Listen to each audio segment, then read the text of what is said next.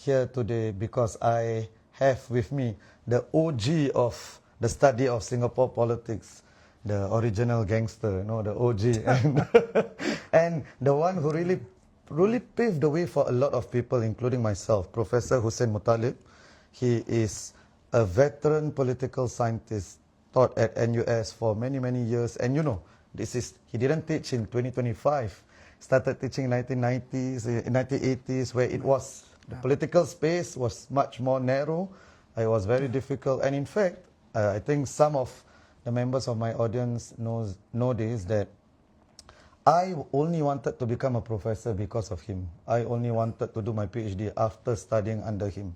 Yeah. So, I can say that without Prof. Hussin, there wouldn't be a Prof. Walid. So welcome everyone to episode 117. It only took me 116 episodes to get him here. So my mentor, my guru, but also I'm not just getting him here because of that, because he is one of the sharpest political minds I know, and he has a lot. What he has forgotten about Singapore politics is more than what I know about Singapore politics. So I really wanted to have you here. Thank you for honoring me, Prof. Yeah, so this is a book that you wrote, what, in 2003? 2003. The second edition is 2004. Second edition is 2004. And if you can see the title, Parties and Politics, a study of opposition parties and the PAP in Singapore. And then I'm looking at the chapter headings: opposition politics in a dominant one-party system, early parties and the PAP, and then each opposition party.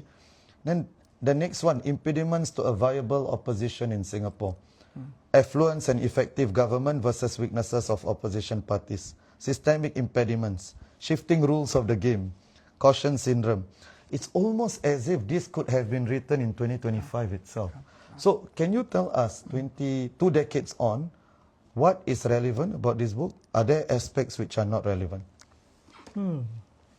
First, thank you, and no thank you actually, for almost persuading me to return and talk about things which have been so close to my heart upon retirement. But a political scientist, and for 35 years in NUS, you see politics everywhere, every time, in whatever is happening in Singapore, elsewhere. So it's okay. The degree of comfort for me to come back has no much difficulty, so that I welcome this opportunity. I'm doing this especially for you, actually. I know you. I appreciate it. And you also did so well. I had to coax him out of retirement. 6 years he hasn't done an interview. Yes. Okay, come back to the book that you referred to. The reason, rather the primary and only reason why I researched this book and then published it, but 20 years ago, was this abiding and perennial question, which a lot of people wanted to ask but didn't dare to go for the research, answered them, published them. Because there are costs involved in getting all these things in print during time. Again, remember the period 20 years ago. So the objective was really to answer this question: how come the PAP government has been ruling Singapore at that time for 40 years continuously, and in the process marginalizing opposition parties? That was a burning question as I teach Singapore politics at NUS and my hundreds of students and so on. We discuss this in tutorials and so on. So I decided to spend some time, research about it, write about it. And my findings then were and are as follows. And then we can see whether things have changed or not.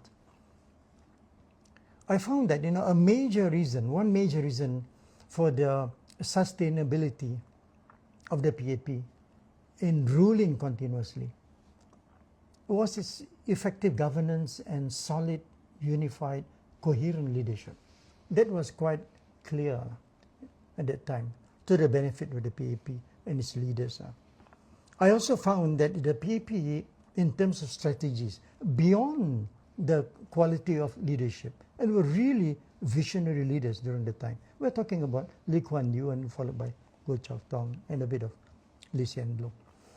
other than the leadership acumen, I found the PAP managed to control what we call, political scientists call, institutions of the state apparatus.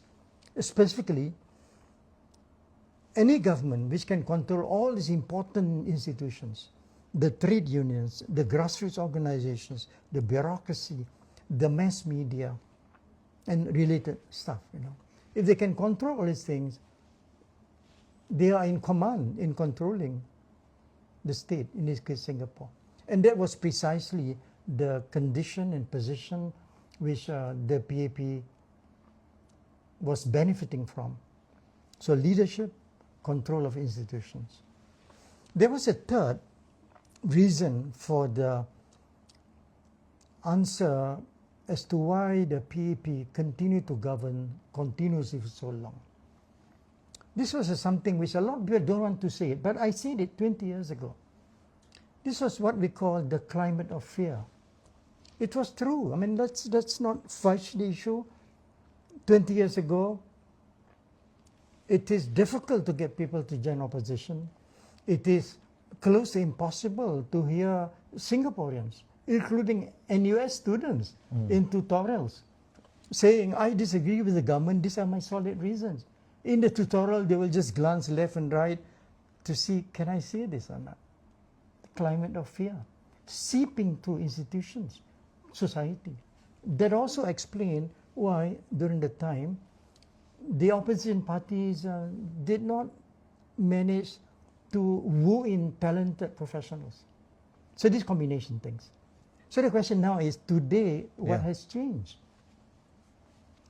As I reflect about all these things, today, I think some things continue, like, the control institutions, the trade unions, bureaucracy almost always is the executive arm which follows the cue and leadership of the government, bureaucracy. You also have the bureaucracy, the trade unions, the mass media, grassroots organizations, People's Association, all the community centers, citizens consultative committees, and all those things. These are still much under, shall we say, management by the governing elites. But three things are changing. And this will later explain the changes in Singapore's political landscape. The first thing that changed is really the idea of media. Mainstream media, with reading the Straits Times, Berita Harian, a bit of here, a bit of there, printed papers and so on. They also operate within that kind of paradigm. The ecosystem then was not very fulfilling, not very welcoming to be first-class journalists.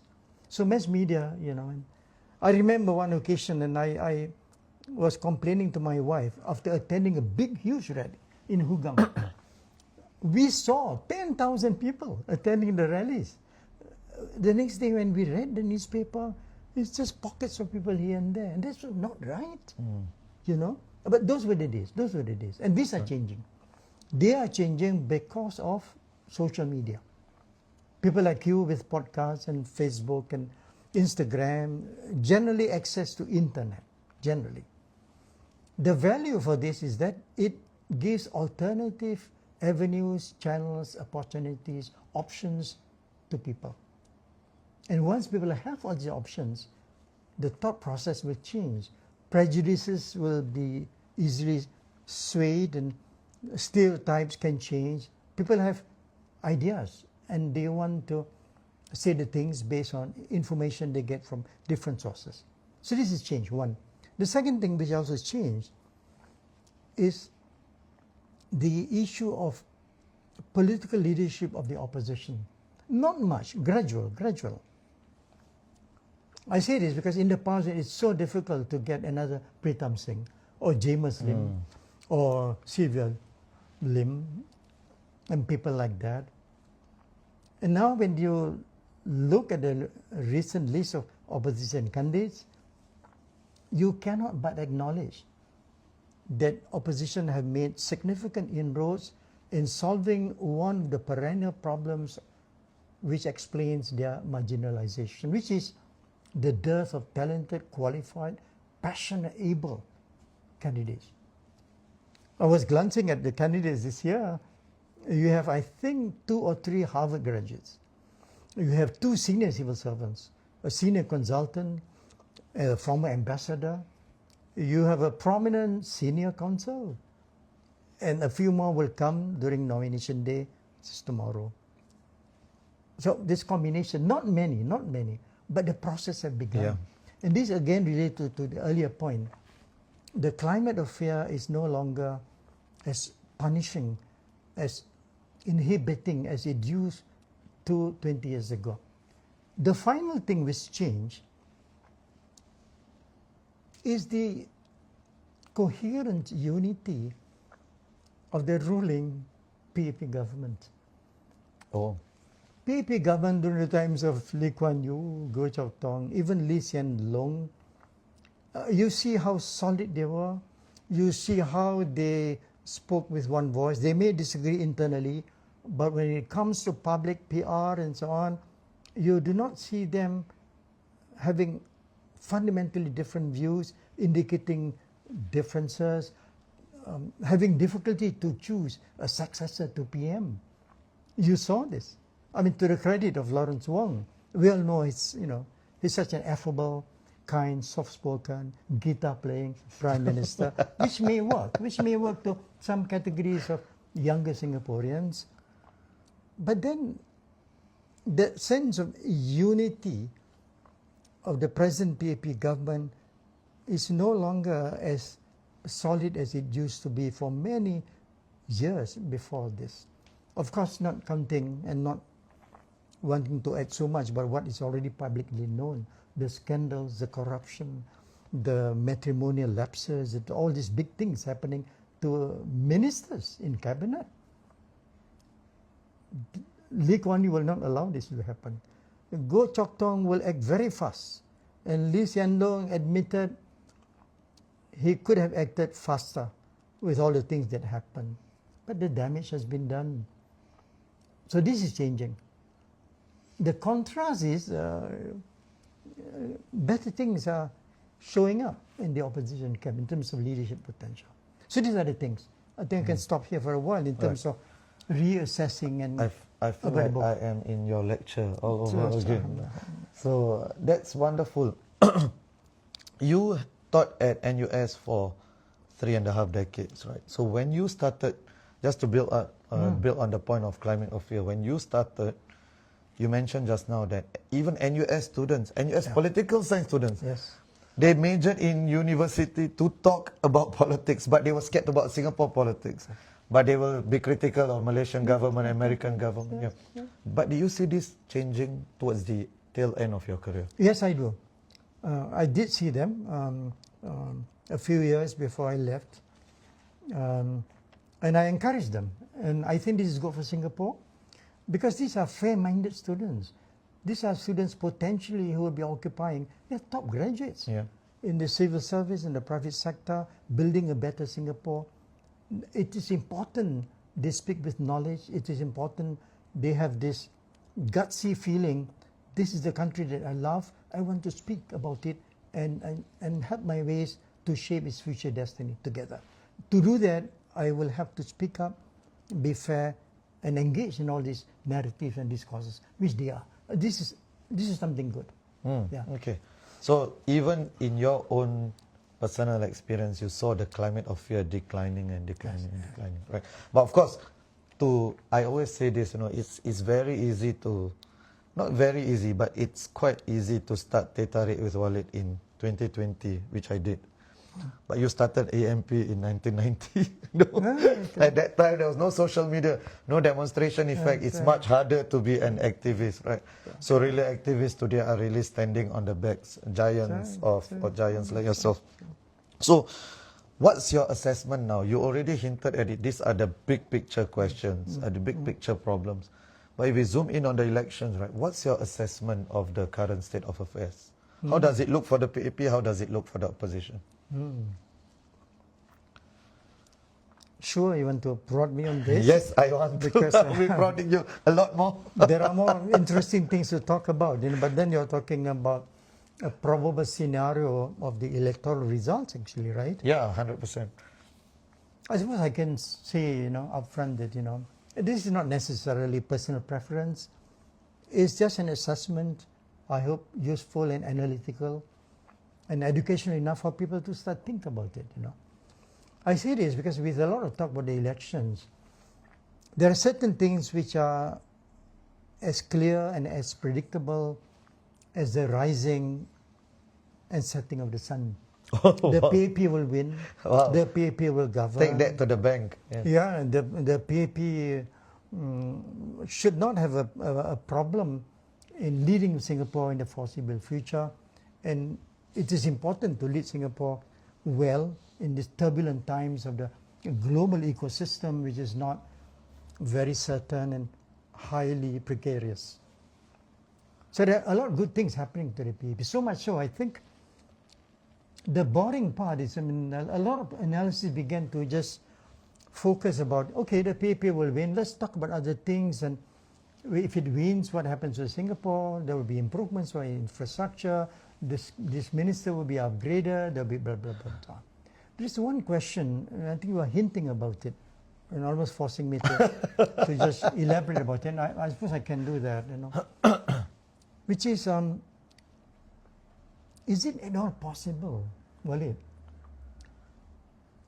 with all the hoo-ha and excitement and the good work, the good record of the PAP, all these years in Singapore, we all acknowledge this.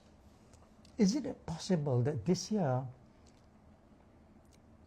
could be a year that the PAP may not be looking back in years ahead with a sense of fond memories and sense of likability because of the results which it may not expect? I mean, I'm saying this because I think probably it may be possible to think about scenarios that, who knows, that the total vote share for the PAP government for all the earlier elections, it has ranges from 62 to 64% in many, many years. Is it possible to start even entertaining the possibility with all the developments happening in the PAP, in the opposition, in the electorate, in the educated mass, and having a new prime minister and so on, that this is probably, maybe, who knows, a year where the total vote share of the PAP may dip below 60%. Wow. Again, not my preference. Yeah. Is your assessment based on where things are now? Exactly, and the trends and the ground sentiments and the candidates that are being filtered and the vulnerabilities of some GRCs, all these things together. It may be possible. It probably doesn't happen because a lot of us political scientists, we guess a lot of things which didn't go right, which is okay. Yeah. I remember, for instance, in the presidential elections, I was wrong, as many of my colleagues, when we said, Tharman Shanmugaratnam probably will win, but it's going to be a razor close margin. But wow, I think it was roughly about 73%, something. So we were wrong. It was a resounding victory. It was, it was indeed. A thrashing. The mandate was really solid for him. So, but that was Tharman, and Tharman is Tharman, right? He is above the party, has always been in terms of popularity, even when he's contesting. Indeed. Yeah. So, he's just like Tan Cheng Bock in many ways. Yes. Maintaining the high results almost at every election. Right. Yeah. So, if it drops below 60%, that's a disaster, isn't it, for the PAP? Even if it's 59.9, I'm thinking, wow, the PAP, 5. The vote share starts with 5.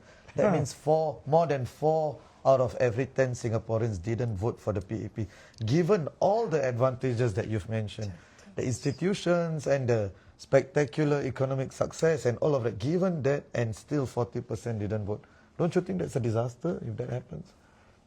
I don't know whether you are hinting something which is an understatement. If that happens, again, we do not know. If that happens, I think the PAP will have more than just a reset of things that it has done. It's going to be a soul-searching exercise. Heads will roll. Oh, wow. Ideologies, approaches to governance will have to be meandered and tempered in ways that Singaporeans, by and large, will begin to exercise support.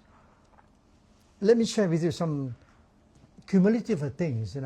If you want me to entertain the possibility of the PAP losing so much ground until dipping below 60%. Well, let's think of all these reasons. And they are reasons which are really, it's not rocket science, it's just logical, deductive reasoning. It may not happen, but these are the reasons. We can begin with a light reason. And this is the realm of philosophy.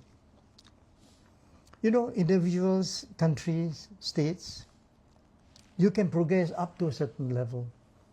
But if you progress so long, 40 years, 50 years, even civilizations, you reach the apex where only two things can happen.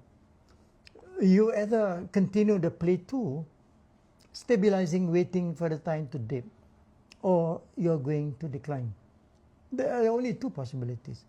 We won't say this about the PAP if it has governed only 20 years. This is 60 years. Almost a world record. Not that we want the PAP to go down. We're just talking about the philosophical logic. It's almost just, the economic idea of law of diminishing returns. So that's one way of looking at it philosophically. It will come.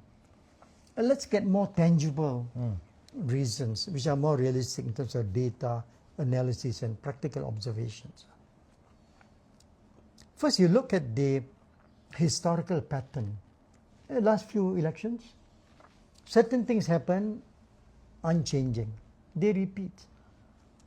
One, whenever there is a transition of prime ministership in a general election, PAP will lose substantive votes. This happens in the transfer of power from Lee Kuan Yew to Goh Chok Tong. If I remember this, roughly about 2 to 3% down. But from Goh Chok Tong to Lee Hsien Loong, the drop was severe. Probably about 8%. Yeah, about 8 to 9, Yes. Because of the transition of the new prime minister. This is now the moment, a new prime minister. The second pattern which happens historically, again in Singapore, it is rarely for wars that have been won by the opposition to be lost and re-grabbed by the PAP. It seldom happens. So you can anticipate, Al-Junaid, Sengkang, you would say these are quite safe seats. It's going to be a shocker if the Workers' Party were to lose. I agree, especially Sengkang, because the PAP didn't really or hasn't really sent a very strong team there. It would have been a different conversation. Conceding. I agree. It's almost as if they're conceding. Which is interesting. I mean, not only that, that probably the Workers' Party and opposition will retain Al-Junaid and Sengkang. If you look at West Coast last time, 2020, I remember very clearly doing the commentaries over radio, TV and so on. It was a time before nomination where Iswaran was the anchor minister, alone. That was the original plan. But then the ground feeling was telling the PAP, no, you are going to lose if you don't get another cabinet minister. That's where the Desmond Lee came to join. And see what happens? One, but by the closest of margins, slightly more than 2%, I think, 52% like that. And resulting in two of the Tan Cheng Bok's party mates becoming NCMPs, right? Hizapua and Leong Man Kwai, I think. So that's a reason of pattern, which probably, if it has repeated like that, then there is some serious thought for the PAP to start thinking about it. There are other reasons. With tremendous respect of OPM, Lawrence Wong, we all like him. Affable. I like him. Yeah. Very, he likes to smile. We met him in different occasions and so on. I personally remember, I think a few months ago, in an occasion on stage when he also gave me a long service award for some service in the community. Then I asked him, PM, you and I, we came from the same school, and they are not elite school. He said, what? I said, Tanjung Katong. Yeah, I was from Tanjung Katong. Yeah. I mean, that kind of, rapport, spontaneity, nice man. The issue in politics is nice men do not necessarily govern well. Because while he, with his pro forma, may be getting tremendous support with the younger generation, which connects with him, the elder generation, mature voters and so on, probably, maybe thinking, maybe it's time to ask for people like Goh Chok Tong or Lee Kuan Yew or even Lee Hsien Loong to be back. Not somebody, maybe they think, This is where the Machiavellian kind of thinking comes into play. People say it's better to be feared than loved when you are leading a nation. PM Lawrence Wong is pivoted in that kind of box, which is not easy. Plus, two other things about PM Lawrence Wong. We know that he was not the first choice to be PM. You know this, I know this, Singaporeans know this. The good thing about the PAP, it has been transparent in the voting process. We were told that, the cabinet ministers choose here and there. We were also told earlier that the first choice was Heng Swee Keat, which didn't materialize. And then Chan Chun Sing's name was really on top, didn't materialize, one or two others. Then you had Lawrence Wong. The final thing about, you have your hearts with Lawrence Wong because he's in such a tight, difficult position. He is going to govern Singapore as the leader of the nation.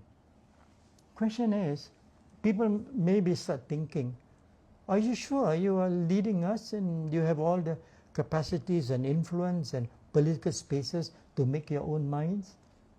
I say this because Lee Hsien Loong, his former boss, because he was a secretary to Lee Hsien Loong, is still probably the only senior minister around, right? In the latest Teo Chee release. Han hasn't said he's retiring. I Could be that I read that he's leaving the GRC, but it could be that he's turning up at some other GRC tomorrow. Okay. Could be. But Ang Eng Hen is Ang Eng Hen is, confirmed.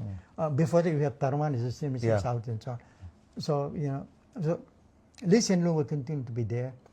It is illogical for our new PM to say, I'm in charge, I decide, I this thing, when Lee Hsien Loong is still there, so powerful, so full of ideas for the future of Singapore, so passionate about Singapore.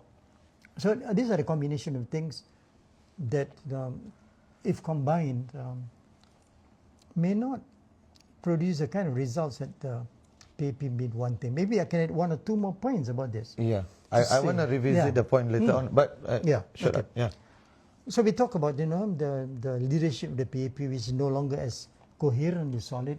We talk about, the mass media, which is now opening up spaces and opportunities in favor of social media and so on. We talk about the climate of fear eroding, and things are good for Singapore, better candidates for opposition. We talk about the box that Lawrence Wong, unfortunately, are being pushed into, which is not easy. We can even mention one or two other things, which again add to the issues and may make it difficult for PAP to maintain the 60% plus vote share in Singapore. This has to do with the idea that you have one or two constituencies which are based on past record in the last elections, which can flip either side. They are getting more coherent and solid and strong in the part of opposition. I'm really looking at, I mean, the West Coast, East Coast, the so-called coastal constituencies. I'm looking at new areas in Punggol. All this combined. And then you may have, the pull and the gravitas of saying PAP now has been keeping track with the feelings of the younger generation by getting younger, 32 new faces and so on. But you ask yourself, from these 32, can you pick some potential A-stars? They are far and few in between. Wow. Yeah, so the PAP is now facing what the opposition has been facing for decades. That's a sentence I never thought I would hear. That the PAP is struggling to get quality candidates, just like how the opposition has done. Or it was facing in the past. So the point about Lawrence, and you seem to intimate or insinuate that PM Lawrence Wong is not fully not in charge. Insinuate, but in fact, I'm feeling a lot of heart for him actually. So that he is not fully in charge, because I say this, right? I remember. I mean, you talked about this in class as well, and I talked about this in class. In about 1994, Catherine Lim said something similar about Goh Chok Tong, and because Lee Kuan Yew was around, and Catherine Lim, suffered the wrath of. So, do you think? I understand what you're saying, because the former PM is there. The former PM is there to steady the ship, and he will have a lot of influence. So the question is, how can he convince? Because this perception will exist. Singaporeans do not know what goes on in cabinet meetings, and I'm pretty sure PM Lawrence Wong still calls the shots for most of the major decisions, whatever it is. But that perception will still exist nonetheless. And perception is so important. It's reality. You mentioned what? I think in lecture 1, you said perception is reality. It may be untrue, but it becomes. Perception is reality in politics. That's what you said. So, what can he do? Is there anything he can do at all to undo this perception or overturn this perception? Other than dropping assembly from... But to go to your earlier point, a lot of Singaporeans probably... The older Singaporeans want Lee Hsien Loong to be around as well. Probably. So, he's in a bind, right? He's in a conundrum now. Indeed, that's the word. I think PM Lawrence Wong, when, again, our hearts go to him, that he is in a bind, because he wants to be seen as the leader of the nation, to be seen as the man in charge, to be here, to be there, to be making decisions here and there. But the realities and the perceptions, everything else, may not be kind to him. And this may take some years. He probably will have the chance, because he will win this coming elections, another 4 years, 8 years, and so on.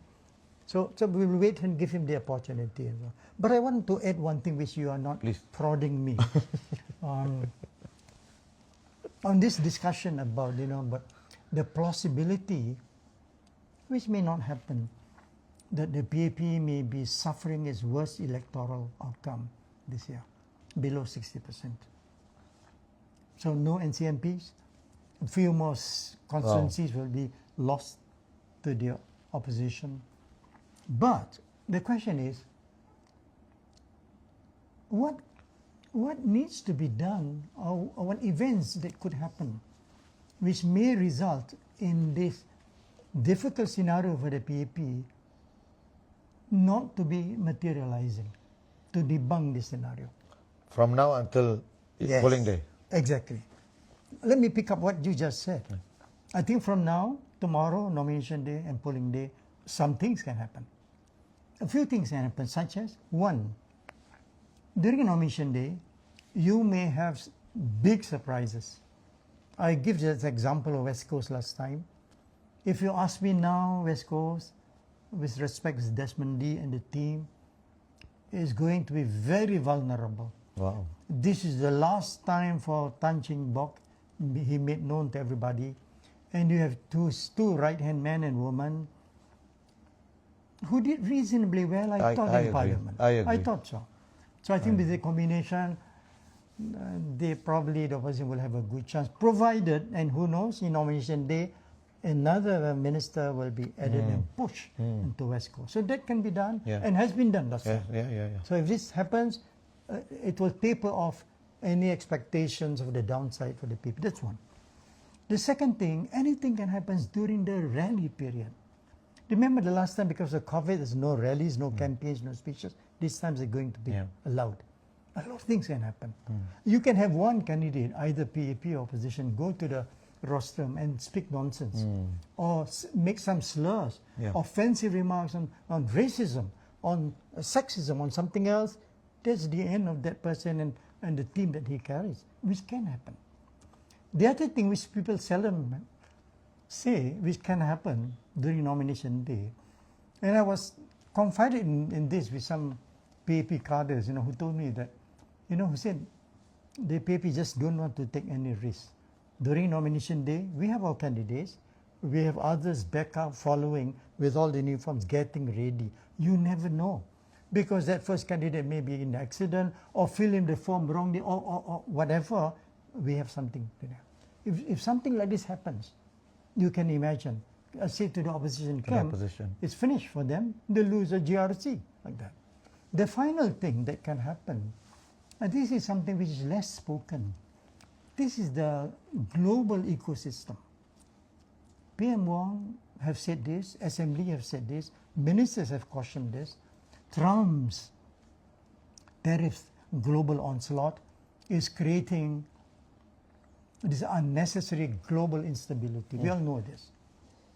It all depends on how the PAP leadership with Lawrence Wong can manage this, capitalize on this, and indicate a sense of big things coming for Singapore, and the message must be, please don't gamble with your right to play an opposition. Opposition is important, but be mindful about this. And the final thing is, you never know. Situations may erupt, and this will work to the advantage of the PAP.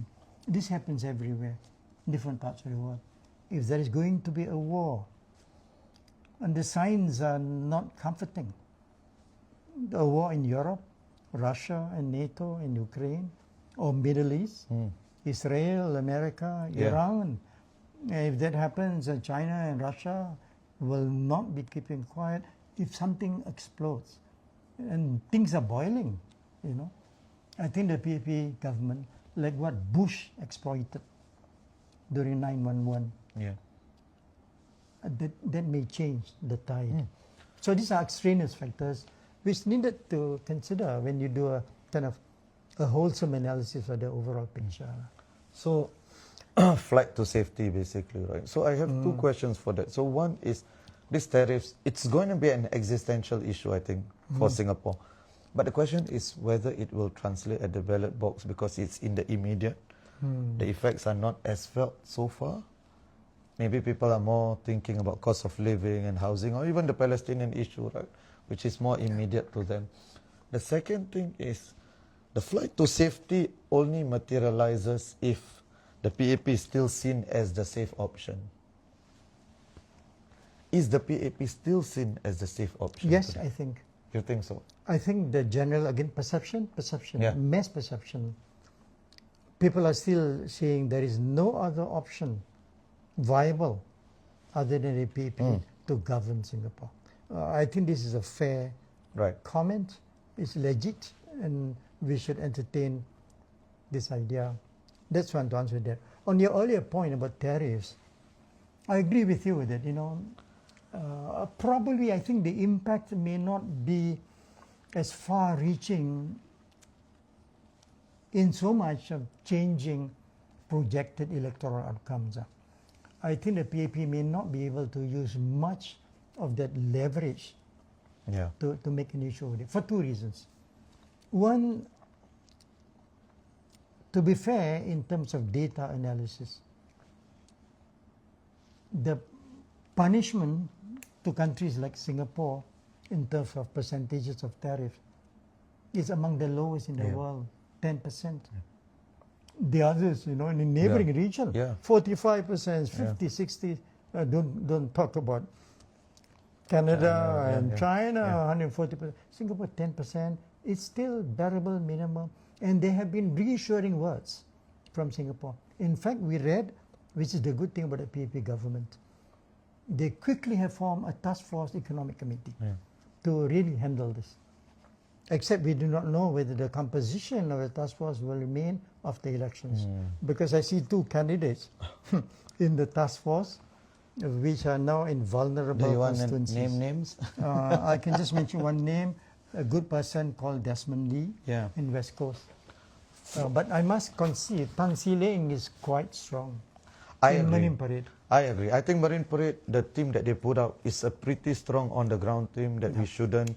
I think just looking at the team, I think it's a safe team. It's a safe JRC already. So if I were Pritang, I wouldn't go there. Yeah, in politics, anything can happen. Anything can happen. Yeah. So 100%. Thank you, Prof. So there are a few questions maybe. 10. I promise, Prof, is 40 minutes, but I think the audience is too engaged. So if you could bear with me 5 more minutes. So you mentioned just now the PAP needs to have a reset if it goes below 60%. So there are two questions just now from the audience. One from Arun. I missed who asked the other one. But one is, 2020 was already quite a shock for them, but nothing really was reset. So what would it take for them? Why would this be different? Is it below 55? Because that would be, the disaster is imminent, right? But if it's below 60, but it's 59. So the second one is somebody asked even more existentially, would they be able to recover if that's the case? Wow. This is a good question. I mean, it forces us to think through on what things people may be taken for granted. The PAP is governed for last 60 years. People are looking for another 10, 20 years. It may not be so. So these kind of questions are useful. On your first query about the soul searching and what needs to be done will have to be radical, bold, new spaces, new breathing elements in Singapore. Basically, to address the two questions. One is a tangible question of bread and butter, cost of living. This has been going on. It's a global phenomenon, I must admit. But again, I mean, the PAP has done a lot of good things, solving problems. Solve this problem. This has been going on. CDC vouchers cannot solve this problem alone. Okay, that's one. Something bold, something really radical, materially. There is something else, I think, in terms of the soul searching.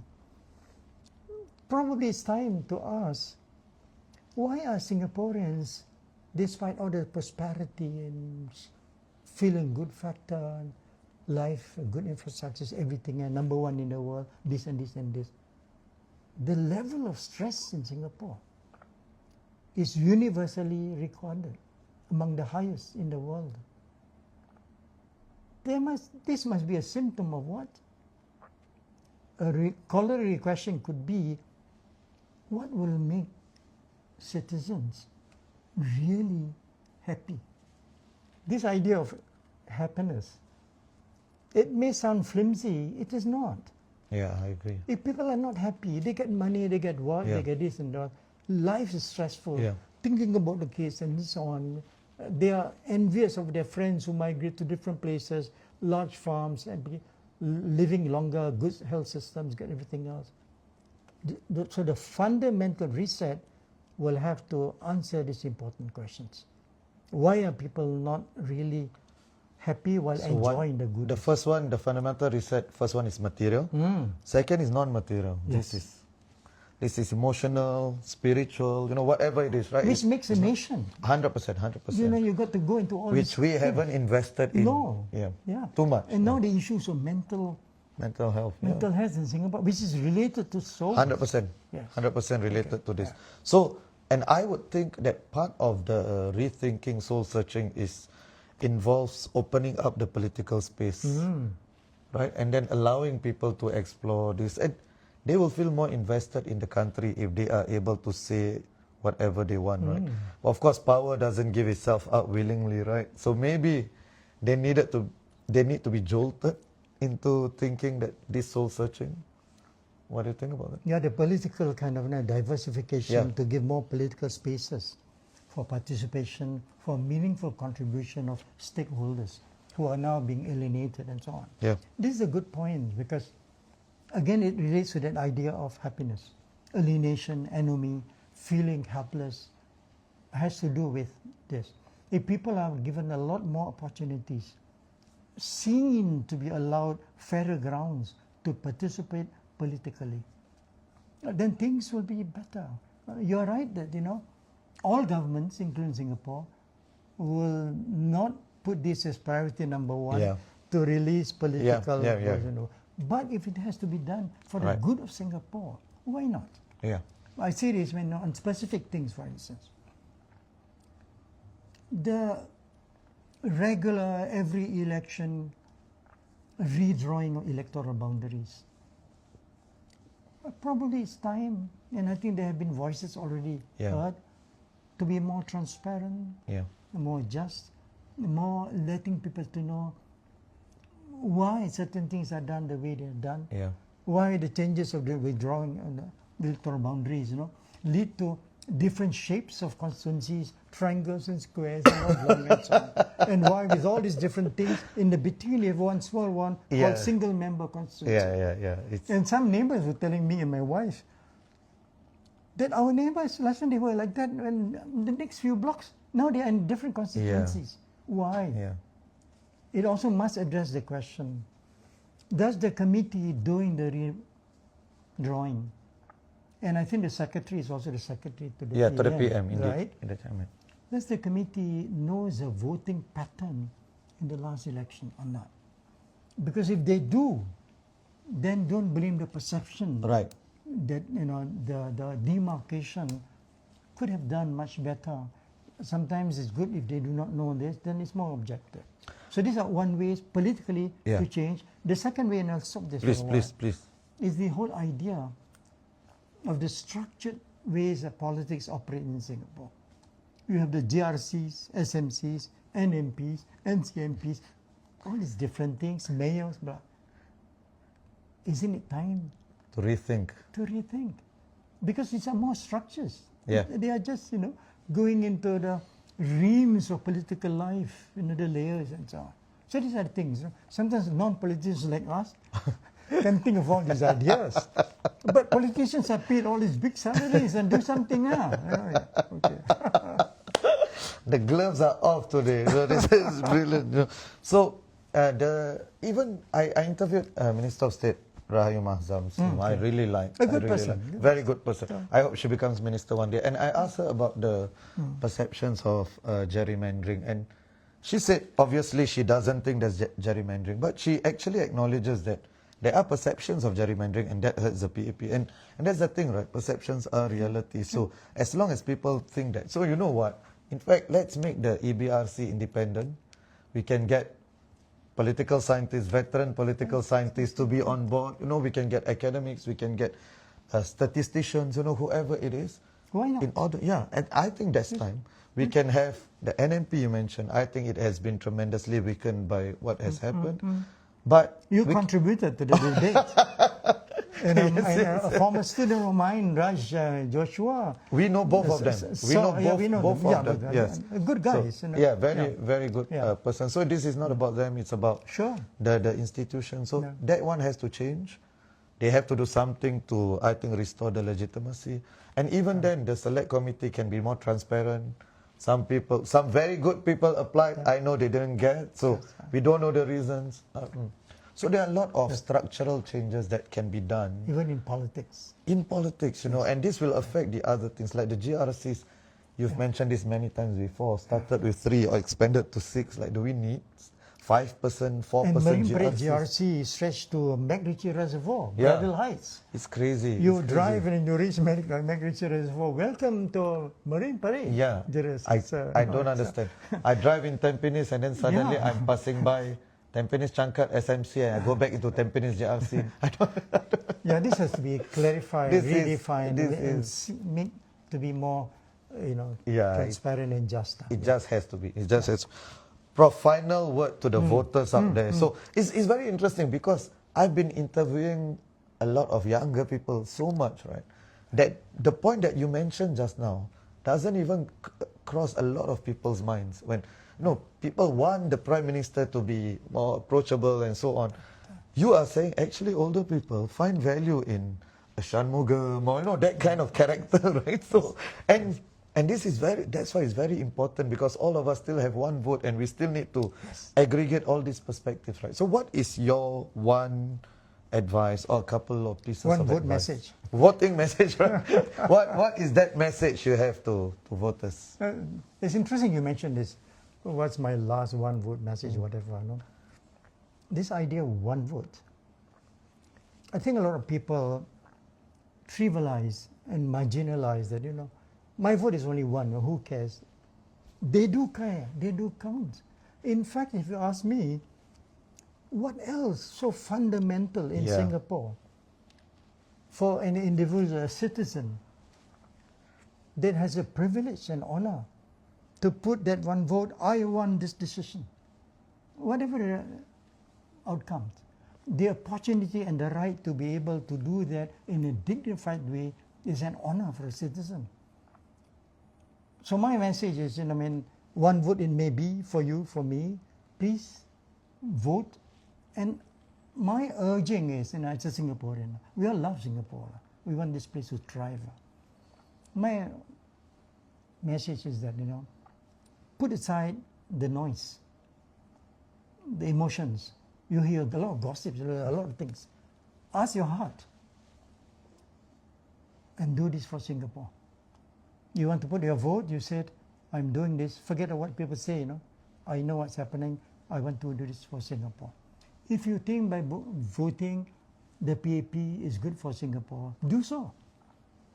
On the reverse side, if you feel that, the future of Singapore will be even better, then a few more oppositions and so on, do so. It's your right. And this is a democratic, fair, reasonable manner for all of us to live livable lives and collectively enjoy the stability and prosperity for the future. 100%. When people always ask me, what is your one thing you have to say to voters, I said, voters sometimes don't appreciate the value of their vote, and ultimately voting, your vote is the only language, or the language that politicians understand the most. Yes. All other things matters, letters to the Straits Times, your activism, but your vote is the language. You know where I got that from? This guy. I don't remember that. Paraphrased. I thought I'd give you only good influences. The concept, basically, what you just said is what I have been saying as well. But of course, I am. And we all do this for Singapore. It's 100%. really for the love of this place. 100%. Prof. Hussin, thank you for everything. You have been a true inspiration and a true son of Singapore. One of the better students, and you're doing very good One work. of the better, not even the best. Although I remember you were chosen to be the valedictorian during graduation. Indeed. That is meaning you were the best. Thank you. Good evening, everyone. Bye-bye. Bye-bye.